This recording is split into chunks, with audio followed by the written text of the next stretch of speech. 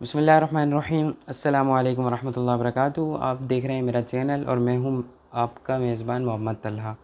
आज की वीडियो में हम सीखेंगे एक और नया सबक अरबी ज़बान से मुताल्लिक़। तो वीडियो को आखिर तक ज़रूर देखें और सीखने के सफ़र में हमारे साथ रहें। अगर आपने अभी तक हमारे चैनल को सब्सक्राइब नहीं किया तो जल्दी से सब्सक्राइब करें ताकि आपको हमारी हर नई वीडियो बर वक्त मिल सके। तो चलते हैं हम सबक की तरफ। तो इस सबक में मैं आपको बताऊंगा, जैसे कि पिछले सबक में भी हम सीख चुके हैं लफ्ज़ हाज़ा, लफ्ज़ हाज़िही।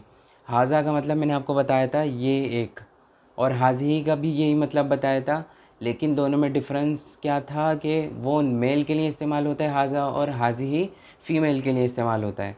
और मैंने उससे पहले भी आपको ये बताया था कि ये चीज़ें क्या हैं, इसमें इशारा है, यानी इन अल्फाज के ज़रिए से हम क्या करते हैं, इशारा करते हैं। ठीक है। अब मिसाल के तौर पर मैंने आपको बताया था अगर सामने चीज़ मौजूद हो तो लफ्ज़ हाज़ा के ज़रिए से या लफ्ज़ हाज़िही के ज़रिए से करेंगे।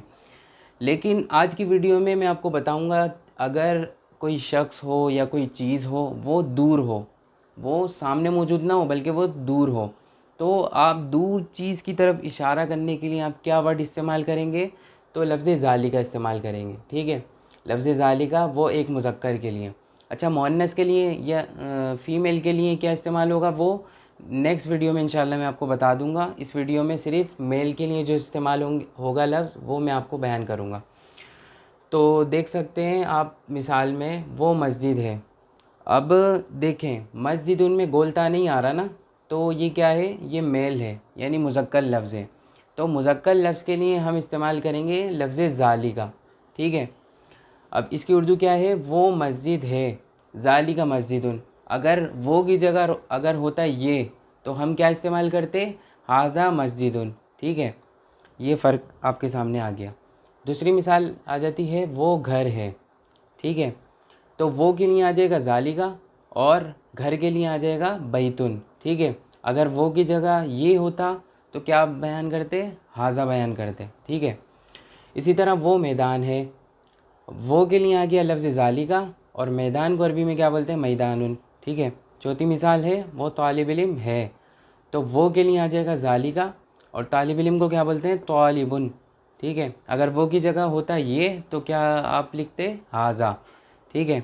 पांचवी मिसाल की तरफ आ जाते हैं वो सईद है, तो वो के लिए हम ले आएंगे ज़ाली का और सईद को अरबी में क्या बोलेंगे, सईदुन। ठीक है। अगर वो की जगह होता ये तो हम क्या बोलते, हाज़ा। वो चारपाई है, तो वो के लिए आ जाएगा ज़ाली का और चारपाई को अरबी में क्या बोलते हैं, सरीरुन। तो आज की सबक में हमने सीखा एक नया वर्ड कि जब भी दूर चीज़ की तरफ इशारा करना हो या दूर चीज़ कोई ऐसी हो और उसकी अरबी बनानी हो तो आप कौन सा लफ्ज़ इस्तेमाल करेंगे, और वो लफ्ज़ जो हो वो मेल हो यानी मुज़क्कर हो, तो आप इस्तेमाल करेंगे लफ्ज़ ज़ाली का इस्तेमाल करेंगे। ये सारी आपके सामने मिसालें आ गई।